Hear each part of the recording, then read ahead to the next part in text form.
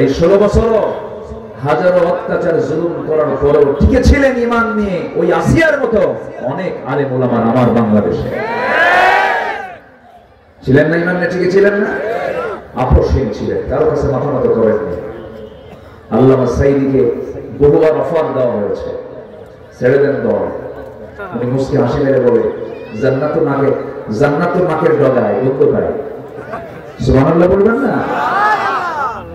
আমার কাছে কি মনে হয় বলি, আপনার কাছে কি মনে হয় তা জানি না, এই দেশে যদি একজন মানে জ্ঞানে গুণে যোগ্যতায় বাস্তবতায় ঈমান পরীক্ষায় সব দিক থেকে যদি একজন মডেল মানুষ থাকেন, তিনি হচ্ছেন এদেশের অগণন মানুষের হৃদয়ের মনি আল্লামা দেলাওয়ার হোসেন সাইদ রাহিমাহুল্লাহ। কি পরীক্ষা তার জিন্দেগিতে আসে নাই বলে। 53 বছরে তার চাইতে বেশি রিমান্ডে নিয়েছে এমন কোন আসামি বাংলার জমিনে নাই। একটানা 3 দিন তার বড় ছেলে আমাকে বলেছেন, বড় হন উনিও মারা গেছেন এই বাবার এই রায় শুনে। একটানা 3 দিন 3 রাত চেয়ারে বসে রেখেছে, ডিবি অফিসে ঘুম পাড়তে দেয়নি, থাপ্পড় পর্যন্ত মারা হয়েছে তার গালে। অত্যাচার জুলুম কম করেনি তারা, কিন্তু ঈমানকে ছেড়েছেন? কারো কাছে মাথা নত করেছেন? আসিয়াকে কি সুন্দর করে পরামর্শ দিল ফেরাও, দেখো আমার ক্ষমতা রাখতে হবে, তুমি তো আমার পক্ষ নিয়ে নাও। আমি জানি আসিয়া তোমার দিন সত্য, তোমার মুসাও সত্য, আল্লাহ সত্য, কিন্তু আমি ফেরাউন, আমার দারুণ নেশা, ক্ষমতাকে হস্তান্তর করা যাবে না, এই মসনদকে আমার ছেড়ে দেওয়া যাবে না। আসিয়া তুমি আমার স্ত্রী, আমার পরে তোমার জায়গা ফার্স্ট লেডি অফ ইজিপ্ট, এই ইজিপ্টের তুমি হলে আমার পরেই তোমার জায়গা। আমি তোমাকে এত সম্মান দিলাম, ইজ্জত দিলাম, মর্যাদা দিলাম, তুমি আমার সঙ্গে এমন আচরণ করো না। আসিয়া শোনো, দয়া করে তুমি দিনটা ছেড়ে দাও।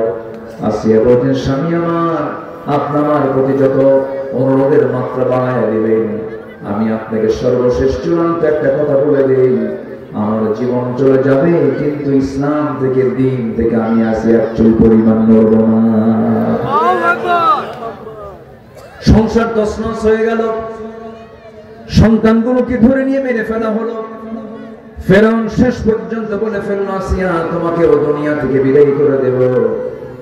নিজের জীবন তো আসিয়াতে ইচ্ছা করলে জীবন বাঁচানো ফরজ মনে করে বলতে পারতেন, ঠিক আছে মাথা নত করে নিলাম, কিন্তু আমাদের দেশে কিছু কিছু লোক ফতোয়া মারে, জান বাঁচান ফরজ, ঈমান বাঁচান নফল।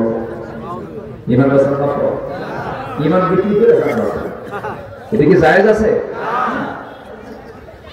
আসিয়া আলাইহিস সালাম কি করলেন?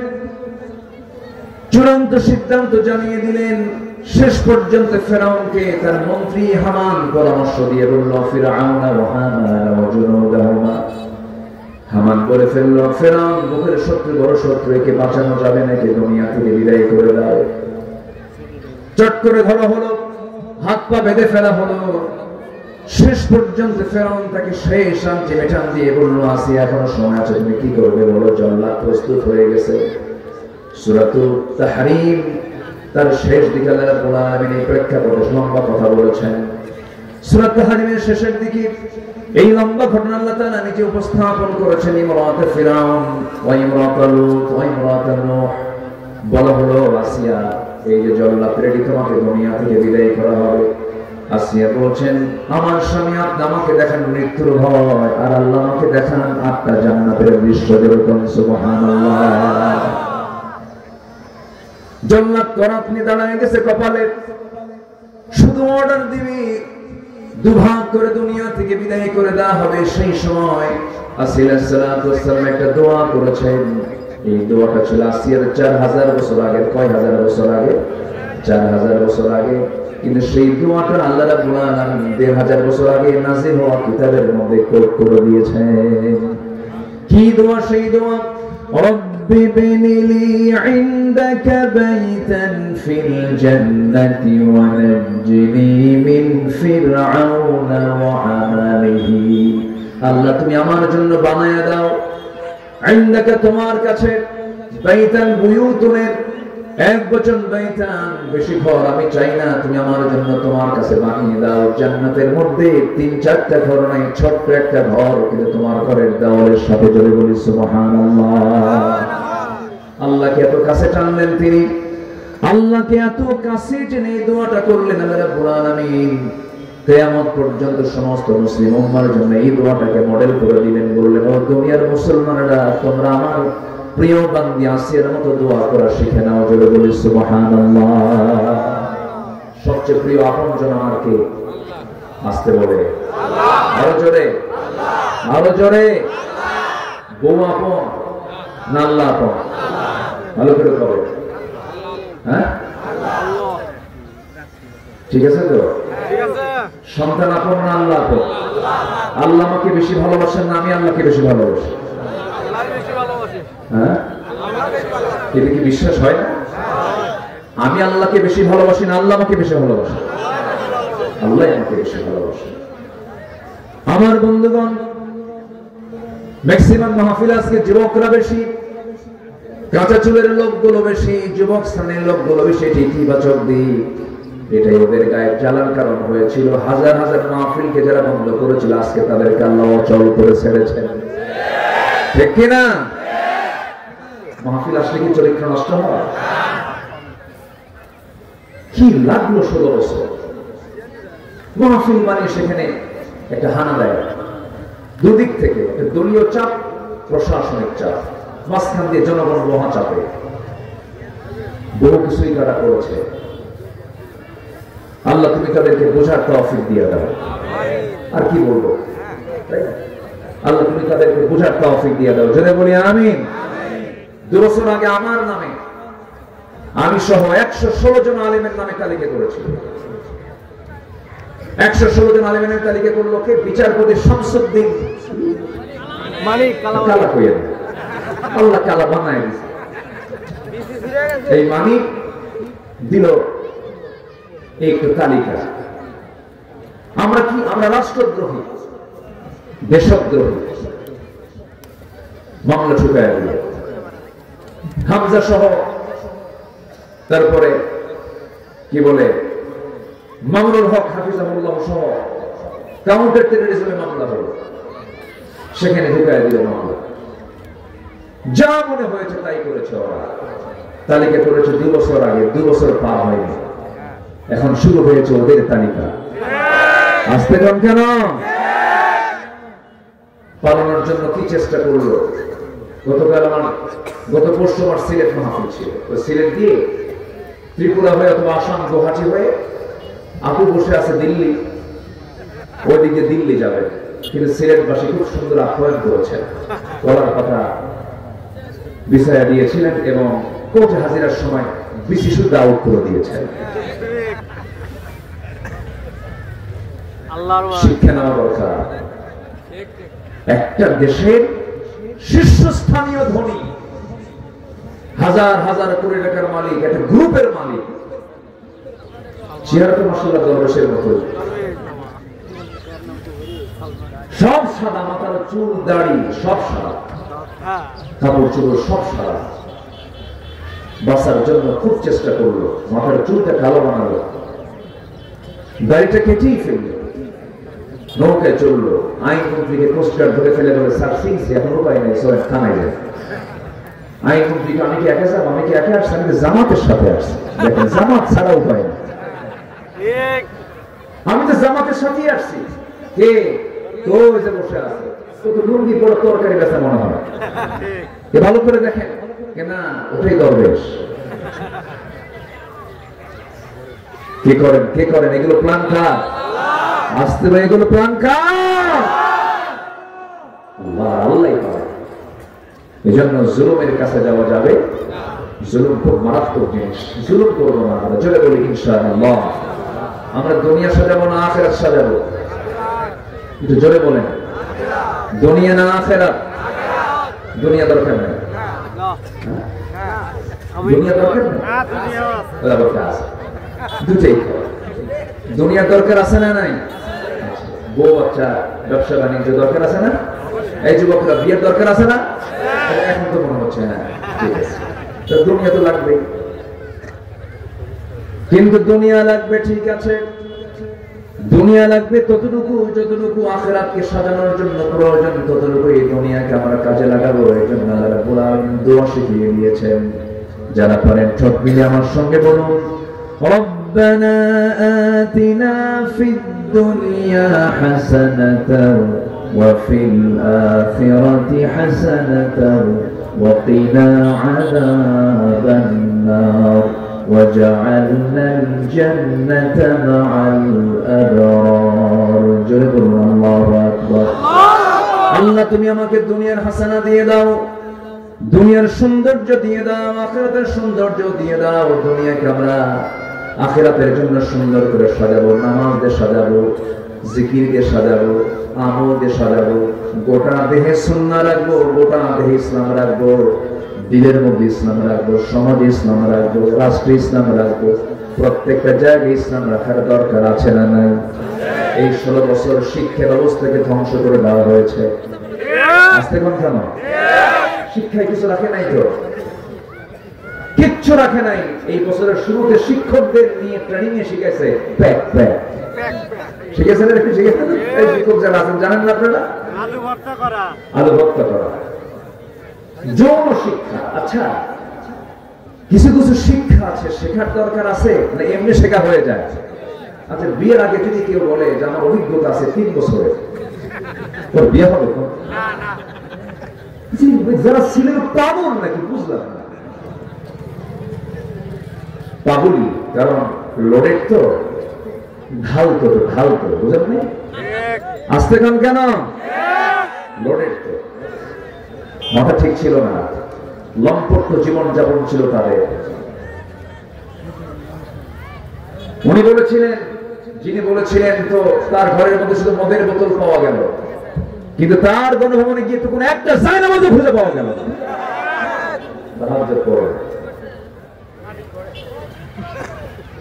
লাকুম দীনুকুম ওয়ালিয়া দীন, বুখারী শরীফের 40 পারা। বুখারী শরীফ নাকি না কোরআন শরীফ? কত আছে? আগামীকাল ঈদুল আজহার জানাজা নামাজ।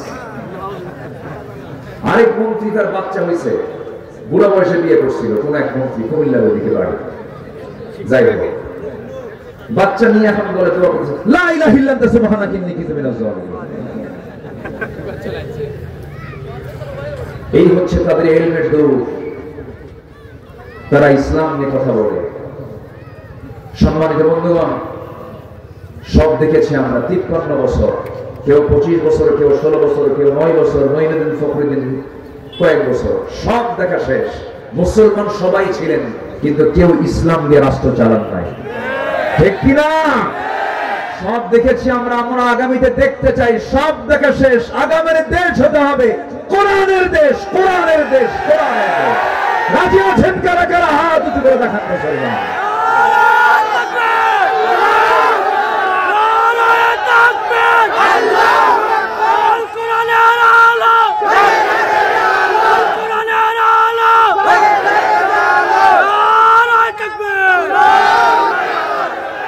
আল্লাহ কবুল করুন, জোরে বলি আমিন। কোরআন নির্দিষ্ট দলের না সবার? বলেন, কোরআন কি নির্দিষ্ট দলের না সবার? বান্দার জন্য। কে দিয়েছেন? সূর্যকার, শুধু যারা নামাজ পড়ে তাদের। সূর্যকার জন্য সবার। সূর্যের আলো হিন্দুরা পায় না, অন্য ধরনের লোক পায় না। সূর্যের আলো যেমন সবাই পেয়ে থাকে, এর কল্যাণ পেয়ে থাকে, তেমনি কোরআন যদি সমাজে চালু হয়, দেশের প্রত্যেকটা নাগরিকে কল্যাণ পেয়ে যাবে, ঠিক কিনা? কোরআন। আমরা কোন একটি প্ল্যাটফর্ম থেকে কথা বলি না, ভাববেন না যে আমি কোন প্ল্যাটফর্ম থেকে কথা বলছি। আমি কোরআন নামক, ইসলাম নামক প্ল্যাটফর্ম থেকে কথা বলছি। যদি কারো গায়ে লেগে যায়, আমার কি করার আছে ভাই? কিছু মনে করা যাবে না। কি কষ্ট পাচ্ছেন নাকি আপনারা? কেউ বাঁচবো না, সব চলে যাব।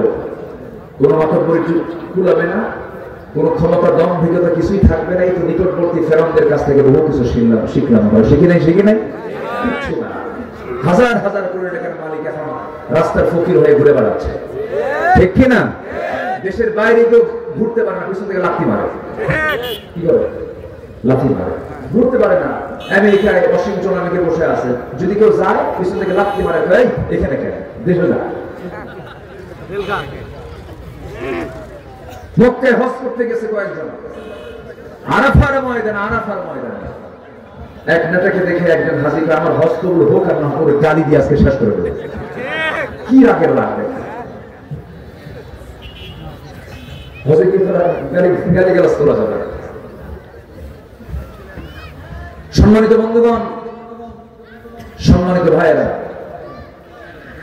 আমরা আখিরাতকে সাজাবো, জোরে বলি ইনশাআল্লাহ। 15টা জিনিস লাগবে। কয়টা জিনিস লাগবে বলেন তো? আমি কোরআনকে সামনে রেখে 15টা আমল আমরা করে যাবো, শিখে যাবো আজকে, জোরে বলি ইনশাআল্লাহ। 1 নম্বর সাজাবো হলো আখিরাতকে সুন্দর করার জন্য দুনিয়াকে আমরা সাজিয়ে নেব ঈমান দিয়ে, জোরে বলি ইনশাআল্লাহ। কি দিয়ে বলেন তো? ঈমান দিয়ে। ঈমান নামের লোক, ঈমান আলী নামের লোক আছে না? নাম কি? ঈমান আলী, নামাজ পড়ে না। এই সরি ভাই, নাম ঈমান আলী কিন্তু নামাজ পড়ে না।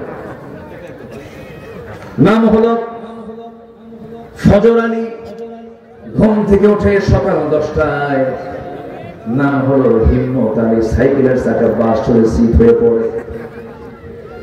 নাম হলো আতর আলী, গোটা গায়ে গাজার গন্ধ। নাম হলো লাল মিয়া, কিন্তু লোকটা হলো কালা মিয়া। নাম হলো বাদশা মিয়া, ভিক্ষা করে বেড়ায়। কি রাখছে না?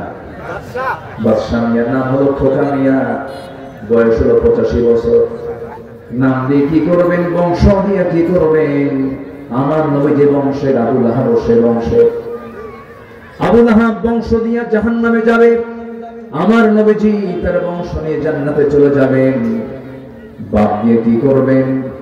ইব্রাহিম আলাইহিস সালাম ছেলে দিয়ে তার বাপ কি করবে?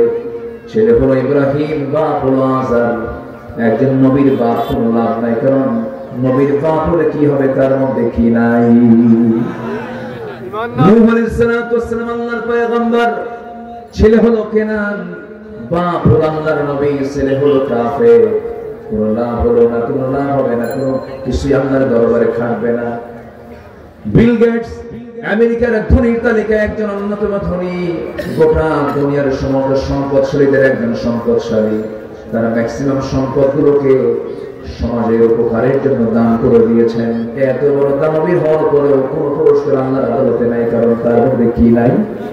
ঈমান নাই। ঈমানহীন জীবনের কোনো মূল্য নাই। বংশ দিয়ে লাভ নেই। সৈয়দ মির্জা, মুঘল, পাঠান, সরকার, শেখ দিয়ে কিছু কাম হবে না। আমার আপনার কাম হবে যে জিনিসটা দিয়ে, সেই জিনিসটা হলো ঈমান। ফ্রেশ ঈমান হতে হবে, মজবুত ঈমান হতে হবে, পাওয়ারফুল ঈমান হতে হবে। আমার দেশের কিছু ঈমানদার লোক আছে, মাত্র একটা বিড়ির কাছে ঈমান বেঁচে খায়, আছে না? খাইয়ে বিড়ি খায় আমার দেশের মানুষ। ওরে বাপরে বাপ! 53 বছরে যত অর্থমন্ত্রী বাজেট পেশ করেছেন, প্রত্যেকটা বাজেটেই বিড়ির দাম কমছে না বাড়ছে। কিন্তু বিড়ি যারা খায় তারা খায় প্রয়োজনে বাড়ি বেঁচে খাবে। এত খাওয়া, বিড়ির কাছে ঈমান বিক্রি হয়ে যায়। আছে না নাই? আছে না নাই?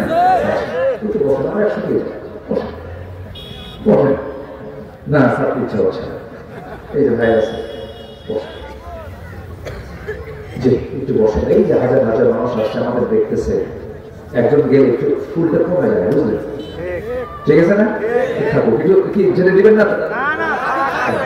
আইন পাস হয়ে গেছে। সম্মানিত ভাই, আমার কথা কি বেজার হচ্ছেন আপনারা? তাহলে 1 নম্বর কাজ আমরা কি আনবো? ভালো করে বলুন, কি আনবো? ঈমান আনা মানে হচ্ছে আমার ইচ্ছায় চলবো না, আমি চলবো কার ইচ্ছায়? আমার আইন মানবো না, আমি আইন মানবো কার? আমি কারো হুকুম মানবো না, হুকুম মানবো কার? আমার নবীজি কি জঘন্য মানুষগুলোকে 100টার কাঠিতে আবদ্ধ করবে। কি জঘন্য মানুষ! নিজের মাকে বিয়ে করতে ওই যুগের মানুষ, নাউযুবিল্লাহ বলবেন, নিজের মাকে বিয়ে করতে। বাপ বিয়ে করছে, তালাক দিয়েছে, সেই সৎ মাকে আবার ছেলে নিয়ে চলে আসছে বাড়িতে। বাপকে তুই কি করলি? তুমি তালাক দিয়েছ, আমি কি করবো? নিয়ে আসছে। যেরকম নাউযুবিল্লাহ। এত বিকৃত চিন্তার মানুষ ছিল ওই জাহেলি যুগের মানুষ। কিছুই না, কথা বলতে বলতে মার্ডার হয়ে যেত। ভাঙ্গা পাতিলকে কেন্দ্র করে যুগের পর যুগ যুদ্ধ লাগায় রাখতো। যুদ্ধবাজ একটা জাতি ছিল, গোয়া একটা জাতি ছিল, পৌত্তলিকতার মানে গভীরে থাকা একটা জাতি ছিল। পানির চাইতে মদ বেশি খাইত।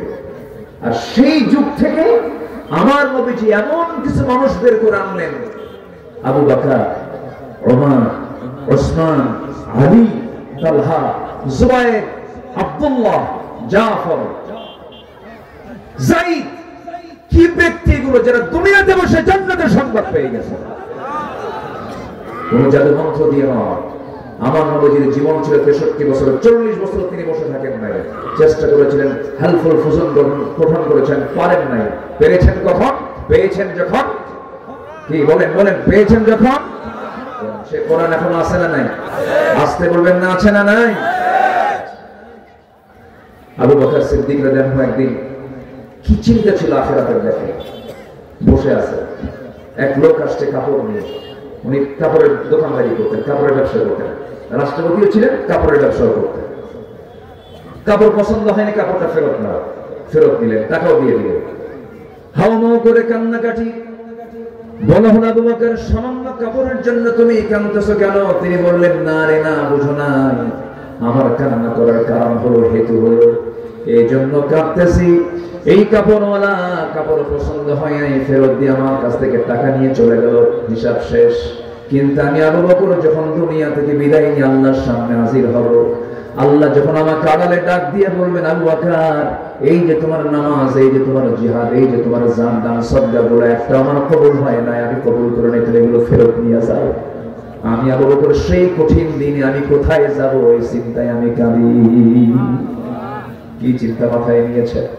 ওমরে ফারুকের মতো মানুষ বসে আছেন, একজন সাহাবী হাদিস বর্ণনা করছেন, যার মধ্যে চুল পরিমাণ অহংকার থাকবে, সে জাহান্নামী। ছোট্ট বাচ্চার মতো রাস্তায় পড়ে কাঁদলেন ওমর। বলা হলো, ওমর, আপনি কাঁদেন কেন? তিনি বলছেন, অর্ধ দুনিয়ার শাসন করতে আমি, গোটা পৃথিবীর মানুষ আমাকে খলিফা বলে ডাকে, আমার মধ্যে কেন যেন মনে হয় মাঝে মাঝে অহংকার মনে হয় ঢোকে, এই জন্য আমি কাঁদতেছি।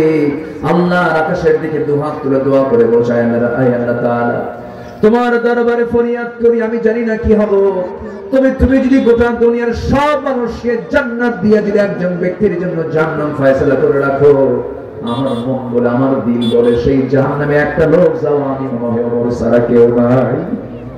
কি চিন্তা তাদের মধ্যে কাজ করেছে, কি নিজেকে নিয়ে তারা পেরেশান ছিলেন, আখিরাতের প্রস্তুতির জন্য কি দিওয়ানা ছিলেন। সাইয়েদনা আবু বকর সিদ্দিক রাদিয়াল্লাহু তাআলা আনহু দেশ চালান, রাষ্ট্র চালান, রাতের বেলা জনগণকে দেখার জন্য ঘর থেকে বের হন। এক রাতে ঘর থেকে বের হয়েছেন খালি পায়ে। ওমর ফারুক তাকে দেখে বলছেন, আমিরুল মুমিনিন, খালি পায়ে হাঁটতেছেন কেন? পাথরের সঙ্গে পা লেগে তো আপনার পা রক্তাক্ত হয়ে যাবে, চামড়া ফেটে রক্ত বের হয়ে যাবে। সাইয়েদনা আবু বকর বলছেন, ওমর রে, খড়ম জুতা পায়ে রাস্তায় যদি হাঁটি, পাথরের সঙ্গে ঘাসন লেগে একটা আওয়াজ হবে, সে আওয়াজে যদি এই দেশের কোন নাগরিকের যদি বিনিদ্র জনের যদি ঘুমটা ভেঙে যায়, কিয়ামতের দিন আমি আবু বকর আমাকে আসামির কাঠ গড়ায় দাঁড়াতে হবে।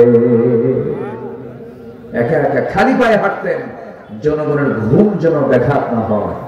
আর আমার দেশে বিয়েতে আসলে পরে 3 ঘন্টার জন্য হাটিকপুর টু চান্দাই কোন হাইওয়ে বন্ধ আছে না নাই? এগুলো দেখতে আসে নাই, আর আমরা আর এগুলো দেখতে চাই না। আমরা নিজের চোখে দেখেছি মাহাথির মোহাম্মদকে মালয়েশিয়ায় নিজে শপিং করতেছে, মার্কেটিং করছেন, একজন প্রেসিডেন্ট, একজন প্রধানমন্ত্রী, সামনে কেউ না, পিছনে কেউ নাই, বউটা নিয়ে একা একা ঘুরতেছে। আল্লাহু আকবার। আধুনিক দুনিয়ার কথা বলছে। সামান্য 3 টাকার নেতা, আতিপাতি নেতা, সামনে 50টা হোন্ডা, পিছনে 50টা হোন্ডা, কিচ্ছু না। আছে না নাই? আসতে বলবেন না, আছে না নাই? এগুলো করা যাবে না। সাহাবা কেরাম এগুলো করেন নাই, বরঞ্চ নেতাই বিপদ, আর যারা কর্মী তারা হচ্ছে নিরাপদ। সেই যুগে যারা নেতা হতেন তারা ভাবতেন আমার বিপদে পড়ছে, ওরা জোর করে নেতা বানাইছে, ঠিক কি না? আর এখন নেতা বানায় দিয়ে জনগণ থাকে কি বিপদে। কি বলেন বলেন বলেন, কষ্ট হচ্ছেন নাকি আপনারা? কতগুলো বলি বলি, কোনো কষ্ট হচ্ছে না তো? আমার নবীর সামনে এক সাহাবী বসে আছে, মনটা খুব খারাপ। রাসূল বলেন, তুমি ইসলাম কবুল করে মন খারাপ করো না। হুজুর, মন খারাপ করবো না, আমার মনটা ভালো নাই, কয়েকদিন যাবো। যে যাবো, সব তো করবো আমি, এখন কয়টা করবো বলো, সমস্যা নাই তো? আমি কি আলোচনা চালাবো? এবছর কে ধরেন তো, এগুলো না কেউ ধরেন তো, একটা লোক উঠবেন না, একটু মহব্বত করে বলছি, কেউ যাবেন না, আমরা সবাই থাকবো। জোরে বলি ইনশাআল্লাহ। জোরে বলি ইনশাআল্লাহ। জি, আপনি উঠবেন, আপনাকে দেখে আরেকজন উঠবে, মাহফিলের সৌন্দর্য নষ্ট হবে। আমার দিকে তাকান। আমার নবীজি বসে বলেন, সাহাবী তুমি দিন গ্রহণ করার পরে তুমি কাঁদবে না, তুমি কি দিন গ্রহণ করে ঠকছো নাকি? কেন আমি ঠকি নাই, কিন্তু আমার কয়েক রাত যাবত ঘুম হয় না, একটা বিশাল টেনশন। আমার নবীজি আমার সবার সঙ্গে মিশে মিশে কথা বলতে, ওই ছোট বড় কালো ধলা এগুলো কোন মানে বাস বিচার আমার নবীজির কাছে ছিল না। সবাইকে তিনি সমান চোখে দেখতেন। বলি আলহামদুলিল্লাহ। নেলসন ম্যান্ডেলাকে আমরা বর্ণবাদী বৈষম্যের নেতা বলি, অথচ আমার নবীজি হলেন বিশ্বের সেরা সুপুরুষ সুন্দর মানুষ। 100 জন জান্নাতি পুরুষের সমান শক্তি যাকে দেওয়া হয়েছে, সেই রাসূলের পাশে আমার রাসূল মুয়াজ্জিনের আসন অলংকৃত করেছেন একজন কৃষ্ণাঙ্গ গোলাম, যেটা গোলামকে দিয়ে বেলালকে বসিয়ে দিয়ে। আল্লাহু আকবার বলেন। বেলাল হচ্ছেন মুয়াজ্জিন আর ইমাম হচ্ছেন বিশ্ব নবী। রাসূল বলেছেন কোন কালো ধলা এগুলো আরো মাসুমি কোন ডিফারেন্স করা যাবে না, সব কার বান্দা? আসতে বলবেন না, কার বান্দা? আমার নবী সবার সঙ্গে ফ্রি হয়ে কথা বলতেন। একদিন এক সাহাবীর সামনে দাঁড়ায় বলে, হুজুর আমার কিছু ওয়াজ আছে। কি ওয়াজ আছে বলো তো? সাহাবী বলে, হুজুর আমার ওয়াজ কি? আর এই যে সেই ওয়াজ নাকি? জাহিলি যুগের ওয়াজ। কি করছে বলো? হুজুর আমি যখন দিন গ্রহণ করিনি তখন একটা প্রতিমার পূজা করতাম, মূর্তি পূজা করতাম, খুব সম্মান করতাম, ওকে পাইলে পরে বুকে নিতাম, পিছে নিতাম, ভাগ্যের প্রতীক মনে করতাম। এরপরে আমি একদিন ওরে নিয়ে বের হলাম লম্বা সফর। হঠাৎ করে আমার সৌজ কার্যের চাপ চাপলো, প্রকৃতির ডাকের সাড়া দিয়ে আমি এখন মূর্তিটা নিয়ে কেমনে যাই? এটা তো সম্মানিত জায়গা, সম্মানজনক একটা ব্যাপার। আমি ওকে নিয়ে কেমনে আমি পেশাব করার জন্য যাই? করলাম কি, একটা উঁচু জায়গায় রাখলাম, উঁচু জায়গায় রেখে আমি আড়ালে চলে গেলাম। সৌজ কার্য কমপ্লিট করে সে আবার মূর্তিটা হাতের মধ্যে নিতে নিয়েই দেখি হুজুর ওর আপাত মস্তক একদম পুরো পানি দিয়ে ভেজা। তো ভাবলাম এই হুজুর রহমতের পানি, বরকতের পানি মনে করে আমি আমার জিহ্বাটা লাগায় দিলাম প্রতিমার গায়ে। দেখি আমটা গন্ধ। সামনের দিকে তাকায় দেখি একটা কুকুর লেজ গুটায় গুটায় যায়। সাহাবীরা আওয়াজ দিয়ে হাসলেন। আমার নবীজি মুস্কি মুস্কি হাসি দিলেন। এরপরে কি বলো? এরপরে তো আসল কথা, বলো তো কি করছো বলো? হুজুর যখন দেখলাম যে কুকুর লেজ গুটায় আছে, আমার এমন রাগ উঠলো, ভাবলাম তুই আমার কিসের রব? কুকুর তোরে ঠ্যাং খাড়া করে পেশাব করে দিয়েছে, তুই কিছু বলিস না, তোরে থুবই এক আসারে মেরে ফেললাম। নবীজি মুস্কি মুস্কি হাসতেছেন, সাহাবীরা আওয়াজ দিয়ে হাসতেছেন। এরপরে সাহাবী বলছেন, হুজুর ওই মূর্তিটাকে ভেঙে চুরমার করে আপনার কাছে এসে দেখি এমন রবের সন্ধান পাইলাম। আমার রব কেমন সুন্দর রব পেয়েছে, এত বড় রবকে পেয়েছি, যিনি আকাশের রব, জমিনের রব, মহান রব্বুল আলামিন। এরকম করে আমার নবীর সামনে সাহাবীরা খোলা মনে কথা বলতেন। যে কোনো সময় যে কোনো ব্যক্তি চলে আসতো, ছোট ছোট বাচ্চারাও চলে আসতো, বাচ্চাদের প্রশ্ন করতো, তুমি কেমন আছো? ভালো আছি। তোমার পাখিটা কেমন আছে? সবার সঙ্গে ফ্রি হয়ে কথা বলতেন। শিশুর মাঝে যেতেন শিশু হয়ে যেতেন, যুবকের মাঝে যেতেন যুবক হয়ে যেতেন, যুদ্ধে যেতেন যোদ্ধা হয়ে যেতেন, ইমামতি যেতেন ইমাম হয়ে যেতেন। আমার নবীজি সামনে বসে থাকা ওই সাহাবীকে বললেন, সাহাবী তোমার মন খারাপ কেন? হাঁটু গেড়ে দিয়ে বলছে, হুজুর চোখের পানি বন্ধ হচ্ছে না কেন? একটা কথা বারবার মনে হয়, কি করেছে বলো তো হুজুর? আপনি যদিও বলেছেন আমার সব গুনাহগুলো মাফ হয়েছে মানার জন্য, কিন্তু আমার মনে হয় একটা গুনাহ আমার মাফ হয় না। কি করেছে বলো হুজুর? নিজের হাতে নিজের মেয়েকে আমি খুন করেছি। আমার নবীজি বললেন, সাহাবী একটু বলো তো দেখি, শুনেছে এই কথা আমি বহু, একটু তোমার মুখ থেকে শুনতে চাই। নবীজি চুপ মেরে থাকলেন দীর্ঘ সময়। সাহাবী বললেন, হুজুর বইয়ের গর্ভে সন্তান 6 মাস। বউটাকে বললাম, বাবার বাড়ি চলে যাও, সন্তান ছেলে হলে নিয়ে আসবে, মেয়ে হলে জীবন্ত পুঁতে হত্যা করবে, এই অর্ডার দিলাম হুজুর। কিন্তু আমার বউ আমাকে না জানায় সন্তান মেয়ে হয়েছে, অন্যের ঘরে বড় করে 6 বছর বয়স যখন হয়ে গেছে, একদিন হঠাৎ আমার চোখের সামনে ধরা পড়ে গেল। চট করে ধরলাম, চট করে ধরে আমার মতোই চোখ, আমার মতোই হাত, আমার মতোই পা, চট করে ধরে নিয়ে আমি স্ত্রীর সামনে হাজির করে বললাম, সত্যি করে বলো তো এই সন্তানটা কার? বউটা কাঁপতে স্যার বলছে, স্বামী আমার কতক্ষণ তথ্য গোপন করবো, এটা আমাদের সন্তান। আমি কিচ্ছু বললাম না, ঠান্ডা মাথার খনি বনে গেলাম। আমি আমার সন্তানকে মেরে ফেলবো তার টেকনিক করছি। সন্তানটাকে কোলের মধ্যে নিয়ে একটা চুমু দিয়ে আদর করে বললাম, মা রে তোর মা বড় পাষাণ মানুষ, তুই আমার কলিজার টুকরা মেয়ে, কিন্তু তুই তো আমাকে চিনিস না, আমি তোকে চিনি না, আমি তোকে খুব ভালোবাসি। মেয়েটা আমার কোলের মধ্যে বসে থেকে বলে, মা আমার বাপ তো খুব ভালোবাসে, আমার বাবার কেন দুর্নাম করেছো তুমি? সন্তানের হৃদয়ের মধ্যে ঢুকে গেলাম আমি। পরের দিন বললাম, মা চলো তোমার নানির বাড়ি নিয়ে যাব। মেয়েটা বিশাল বড় আশা নিয়ে সুন্দর কাপড় চোপড় পরে আমার সঙ্গে রওনা দিয়ে দিল। নানির বাড়ির দিকে রওনা দিলাম ঠিকই, কিন্তু মাঝখান দিয়ে ঘুরে আমি জঙ্গলের দিকে রওনা করলাম। জঙ্গল দেখি মেয়েটার মুখ ছোট হয়ে গেল, বলছে, মা বাবা আমি তো মার সঙ্গে এই দিক দিয়ে চলে গেছি বহুদিন, নানির বাড়ি তুমি এই দিকে যাও কেন? কিচ্ছু বললাম না। জঙ্গল পার হলাম। জঙ্গল পার হওয়ার পর সেই দিকে আমি ঠিক দুপুর বেলা কোদাল হাতের মধ্যে নিয়ে গর্ত খনন শুরু করে দিলাম। মেয়েটা বলছে বারবার, বাবা গর্ত খনন কেন করো? নানির বাড়ি কখন যাওয়া? কিচ্ছু বললাম না। গর্ত খনন করতেছে, হুজুর মাটিগুলো ছিটকে এসে আমার দাঁড়িয়ে মধ্যে ঢুকে যায়, আর আমার সেই মেয়েটা নখ দিয়ে খিলাল করে করে সেই বালুগুলো মাটিগুলো আমার দাড়ি থেকে বের করে নেয়। আমার শরীরে প্রচুর ঘাম, গামছা দিয়া ঘামগুলো মেয়েটা মুছে মুছে দিয়ে বলছে, বাবা গর্ত খনন কেন করো? আমাকে বলো তো কি করতেছো, তোমার লক্ষ্যটাকে? আমি কিচ্ছু বললাম না। গর্ত খনন যখন শেষ হয়ে গেল, মেয়েটাকে বললাম, মা দেখো তো গর্ত খনন কেমন হয়েছে। আমার মেয়েটা মুস্কি একটা হাসি মেরে সরল মনে মেয়েটা গর্তের কিনারে চলে আসলো। কাছাকাছি এসে উকি মেরে দেখতে নিল। আমি পিছন দিকে চলে গেলাম। পিছন থেকে চলে এসে আমার সন্তান যখন গর্তের দিকে উকি মেরে তাকাতে লাগলো, পিছন দিক থেকে এসে আমি এমন জোরে ধাক্কা মারলাম, সজোরে আঘাত করলাম। সন্তান চুপুর হয়ে পড়ে গেল, চিত হয়ে চট করে দুটো হাত এক জায়গায় করে বলছে, বাবা বুঝতে পেরেছি আমার মার কথাই সত্য।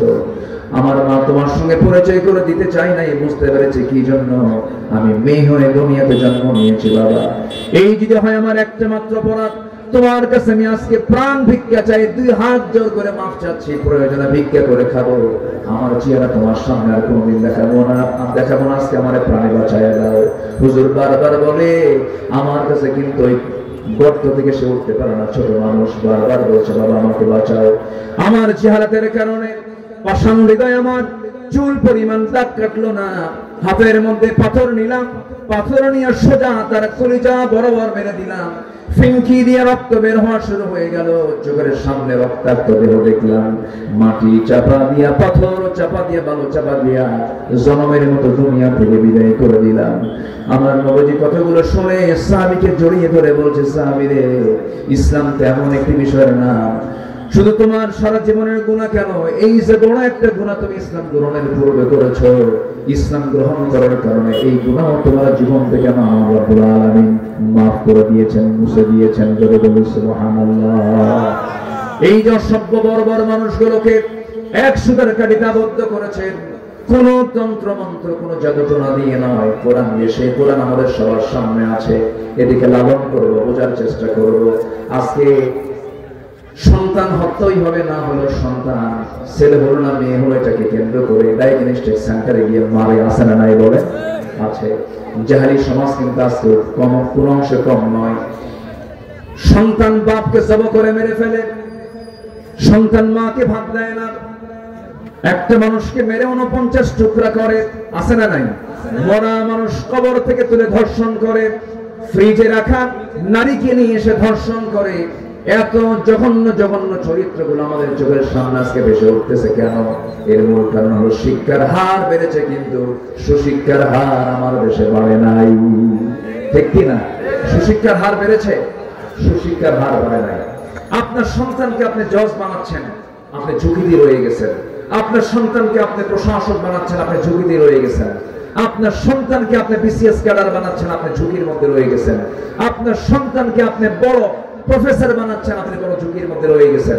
আপনার সন্তান সবই হবে, কিন্তু আপনার সন্তানকে যদি আপনি হাফেজ জজ বানান, হাফেজ রাষ্ট্রপতি বানান, যেমন রেসেপ তাইয়েব এরদোয়ান তুরস্কের একজন প্রেসিডেন্ট, একজন হাফেজ, একজন প্রেসিডেন্ট। ডক্টর মুরসি মোহাম্মদ সেই মিশরের একজন প্রেসিডেন্ট, একজন ইঞ্জিনিয়ার, আবার একজন হাফেজ। আপনার সন্তান হাফেজ ইঞ্জিনিয়ার হবে, হাফেজ ডাক্তার হবে, হাফেজ জজ হবে, হাফেজ এসপি হবে, হাফেজ এমপি হবে, হাফেজ মন্ত্রী হবে, কোনো সমস্যা নাই। কিন্তু আমার দেশে কি সেই শিক্ষা কারিকুলাম আছে? আসতে বলবেন না আছে? আমি সবার কাছে আহ্বান জানাবো, যা ভুল করেছি করেছি, শেষ জীবনে আপনার চোখে যেন পানি আনতে না হয় সন্তানের জন্য। আপনি যেন সন্তানকে দেখে না ভয় পান, বুড়ো বয়সে আপনার সন্তান যেন আপনাকে দেখে ভয় পায়। এর জন্য সন্তানকে সবার আগে তুলে দিবেন কি? আসতে বলুন, তুলে দিবেন কি? কোরআনের শিক্ষাকে দিয়ে দিবেন। আপনাদের দোয়ায় ফুফাও জানে, শরীফ ভাইও জানে, আফতার ভাইও জানে, আমি উত্তরবঙ্গে জাস্ট গেটওয়ে বলবো আমাদের শেরপুরকে। আমি শেরপুরের প্রাণ কেন্দ্রে হসপিটাল রোডে আপনাদের দোয়া আমি একটা মাদ্রাসা চালু করেছি, ওপেনিং করেছি। এটা আমি ঢাকাতেও শুরু করতে পারতাম, শুরু করার ইচ্ছা ছিল 15 বছর আগে, কিন্তু পারি নাই ফেরেশতাদের কারণে। এই কথা কি বুঝতেছেন আপনারা? তো এখন শুরু করছি। তো আমার লক্ষ্য হচ্ছে একটা ছেলে ক্লাস 5 পাস করবে, 11 বছর শেষ হবে, হিফজও শেষ হবে। কেউ তার আলহামদুলিল্লাহ। ক্লাস 5 শেষ হবে, তার সিলেবাস স্কুলে পড়লে তো তার ক্লাস 5 এমনি চলে যেত, কিন্তু আমার প্রতিষ্ঠান যেটা আমি প্ল্যান করেছি, যে ক্যারিকুলাম করেছি, তাহলে লেখা হবে মাস্টার্স পাশের ছাত্রের মতো। ক্লাস 1 এ যে পড়বে তার লেখার মান এবং 100% সহি তেলাওয়াত থাকতে হবে, এই চিন্তা মাথায় নিয়ে, এবং ইংরেজি আরবিতে তার স্কিল হবে, তার চরম দক্ষ হবে, আন্তর্জাতিক কম্পিটিশনে অংশগ্রহণ করতে পারবে। আমি আন্তর্জাতিক যারা হাফেজ হয়েছে, হাফেজ নাজমুস সাকিব, তারপরে জাকারিয়া, তাকরিম, আমি কয়েকদিন আগে আমি শেরপুরে নিয়ে এসেছিলাম ওদেরকে। ওরা বলছে হুজুর আপনার মাদ্রাসা আমার মাদ্রাসা, আমরা আসবো। তো আমি সবার কাছে আহ্বান জানাবো, সন্তানকে আলেম বানান, সন্তানকে হাফেজ বানান, এরপরে জজ বানান, ব্যারিস্টার বানান, যে যেদিকে চলে যাক না কেন, ভিত্তিটা গোড়াটা হতে হবে অন ইসলাম না ইসলাম। ইসলাম আপনার সন্তানকে আপনি দিবেন শেরপুর। আমি এখানে বলে যাবো যে শরীফ ভাই ওদের আমার ছেলে চিন্তা করেছে, আমি কথাটা বলে ফেললাম, কেন আছে আমার থানা তো একটু বলে ফেললাম। আল্লাহ আপনি সবার পিতাকে সুচিন্তার অধিকারী হওয়ার তৌফিক দান করুন, জোরে বলি আল্লাহুম্মা আমিন। সম্মানিত ভাইরা, 15টা কাজের আমি একটা কাজ কেবল সেরেছি, আর 14টা কাজ আমি আক্ষরিক ভাবে বলে শেষ করবো। সময় হাতে খুবই কম, আর মাত্র 10 মিনিট সময় আছে। এর মধ্যে দোয়া, এর মধ্যে কালেকশন কিছু করতে হবে মনে হয় না, এগুলো থাকবে, এগুলো আছে, আমি এগুলো করবো। তো জাস্ট শর্টলি একটা লোক উঠবে না, এই বসে। আমাদের একটা নেচার কি জানেন, আমার কাজ শেষ আমি মানলাম দৌড়। আচ্ছা এখানে শুরু হয়েছে নাহমাদুহু দিয়ে, শেষ ফিনিশিং হবে কি দিয়ে বলেন? বলেন কি দিয়ে শেষ হবে? আমার মেয়ের উদাহরণ একটু ভালো লাগছে, যে মশারিতে আপনি ঢুকলেন মশা থেকে বাঁচার জন্য, কিন্তু অর্ধেক মশারি একদিকে ফাঁকা আছে, আপনি কি মশা থেকে বাঁচবেন? বাঁচবেন। যেগুলো ফিনিশিং হওয়া দরকার আমরা শেষ করে যাই। আমরা দোয়াটা এখান থেকে করে নীরবে সুন্দর একটা পরিবেশ নিয়ে আমরা আব্বা আম্মার জন্য দোয়া করে, আত্মীয় স্বজনদের জন্য দোয়া করে, আশপাশের অনেক মাইকে শুয়ে আছেন তাদের জন্য দোয়া করে, কবরবাসীর জন্য দোয়া করে, আমার এখান থেকে বিদায় নেব। কেউ উঠবো না, জোরে বলি ইনশাআল্লাহ। সম্মানিত ভাইরা, আমরা যদি আখিরাতের প্রস্তুতি যদি নিতে চাই, তাহলে আমাদের 1 নম্বর যে কাজ, সেই কাজটা হচ্ছে ঈমান আনতে হবে। ইন্নামাল মুমিনুনা আল্লাযীনা আমানু বিল্লাহি ওয়া রাসূলিহি, এরপরে ওয়াজাহাদু ফি সাবিলিল্লাহ। নাম্বার 2 হলো জিহাদ করতে হবে কার পথে? ঈমানদার সেই ঈমানদার যে জিহাদের তামান্না রাখে, নামাজ, রোজা, হজ, যাকাত, দান, সদকা সবাই করে, মুনাফিকও করে, কিন্তু ঈমানদার জিহাদের তামান্নাও রাখবে, তার ঈমানটাও মজবুত থাকবে। কিন্তু মুনাফিক ঈমানের দাবি করবে, নামাজের দাবি করবে, কিন্তু জিহাদের ময়দানে যেতে পারবে না। এই কথা ক্লিয়ার? নাম্বার 3 হলো তাকওয়া অর্জন করতে হবে। নাম্বার 4 হলো ন্যায় প্রতিষ্ঠা, সদাচার প্রতিষ্ঠা করতে হবে। নাম্বার 5 হলো দ্বীনের ইলম, যেটা সঠিক, এটা অর্জনের সবচেয়ে বড় চেষ্টা করতে হবে। নাম্বার 6 হলো অধিক সংখ্যক নেক আমল করতে হবে। গুনাহটা হবে, কিন্তু নেকের পরিমাণটা কম হবে না বেশি হবে? বেশি হবে। এরপরে নাম্বার 7 হলো ধৈর্য ধারণ করতে হবে। এই যে এখন বসে আছেন, বসা আগে না ধৈর্য আগে? এই যে ধৈর্য নিয়ে বসে আছেন, এটা বিশাল কাজ। বিয়ে আগে না ধৈর্য আগে? বিয়ে আগে না ধৈর্য আগে? ধৈর্য আগে। ব্যবসা আগে না ধৈর্য আগে? চেয়ারম্যান হওয়া আগে না ধৈর্য আগে? চেয়ারম্যান হওয়া যে কি কঠিন! চেয়ারম্যান যারা হয় তাদের চামড়া হয় গন্ডারের চামড়ার মতো, হাজারো গালি দিল মুসলিমেরা হাসে। কি করে? কোনো উপায় নাই। তো ধৈর্য দরকার, যে কোনো কাজ করতে গেলে ধৈর্য লাগে। আল্লাহ তাআলা আমাদের সবাইকে ধৈর্যশীল হওয়ার তৌফিক দান করুন। নাম্বার 8 হলো আল্লাহর উপরে ভরসা। ওয়া ইয়াতাওয়াক্কাল আলা আল্লাহ ফাহুয়া হাসবুহ। নাম্বার 9 হলো দুনিয়ার ভোগ বিলাসে মত্ত না হয়ে আখিরাতকে আবাসের মূল লক্ষ্য বানিয়ে ফেলা। ওয়া ইন্নাদ দারুল আখিরাতা লাহিয়াল হায়াওয়ান। নাম্বার 10 হলো নিজকে এবং পরিবারকে জাহান্নাম থেকে বাঁচানোর চেষ্টা করা। নাম্বার 11 হলো তওবা করা। নাম্বার 12 হলো আল্লাহর পথে ব্যয় করা। নাম্বার 13 হলো শিরকের অন্তর্ভুক্ত সকল কাজ থেকে নিজেকে বাঁচিয়ে রাখা। নাম্বার 14 হলো ইসলাম ছাড়া, সিরাতুল মুস্তাকিম ছাড়া কোনো পথে না যাওয়া। নাম্বার একদম শেষ যেটা 15 হলো আনুগত্যের জায়গায় কোনো আপোষ নাই, আনুগত্য করতে হবে শুধুমাত্র দুজনকে। 1 নাম্বার কে? আল্লাহ। নাম্বার 2 হচ্ছে মুহাম্মদ সাল্লাল্লাহু আলাইহি ওয়াসাল্লাম। কেউ যাবেন না? অনেক মা বোন মাহফিল আসছেন, মা বোনদের উদাত্ত আহ্বান জানাবো, মেহেরবানি করে আমি আপনাকে যে কথাটা বলে যাচ্ছি, আমি আপনাকে এতটুকু ওয়াদা দিয়ে যাচ্ছি, আপনি আপনার নিজের সতীত্বের হেফাজত করবেন, পর্দায় থাকবেন, নিজের চামড়া পর পুরুষকে দেখাবেন না। আল্লাহ আপনার জন্য 8টা জাহান্নামের দরজা, 7টা জাহান্নামের দরজা বন্ধ করে 8টা জান্নাতের দরজা আল্লাহ পাক আপনার জন্য খুলে দেবেন। আল্লাহ কে মাদেরকে বোঝার তৌফিক দিয়ে দাও। কেউ উঠবেন না, চাদর যাচ্ছে, ব্যাগ যাচ্ছে, আমরা আল্লাহর পথে কিছু দেবো ইনশাআল্লাহ। জোরে বলি ইনশাআল্লাহ। ব্যাগ চলে গেছে, চাদর চলে গেছে, কেউ যদি এখন ওঠেন আমি ভাববো যে আপনি দেওয়ার ভয় চলে যাচ্ছেন, আপনি দিয়েন না, আপনি দিয়েন না, কোনো সমস্যা নেই, কিন্তু আপনি বসেন। জি ফরিদ ইসলাম তানজিলা ইটভাটার মালিক ফরিদ ভাই, তিনি দিয়েছেন 10,000 টাকা। জোরে বলি মারহাবা। যে আমি লম্বা কোনো কালেকশনে যাব না, শুধু এতটুকু যে চার যতটুকু ফারাক দেবেন ইনশাআল্লাহ। চাদর যাচ্ছে, ব্যাগ যাচ্ছে, সবাই দেবেন। আচ্ছা, আজকে মাহফিলের অন্যতম মেহমান আলহাজ দবিবুর রহমান, সাবেক উপজেলা চেয়ারম্যান মহোদয়, তিনি আজকের এই মাহফিলের জন্য কিছু দিয়ে গেছেন। আল্লাহ তুমি তার দানকে কবুল করো। জোরে বলি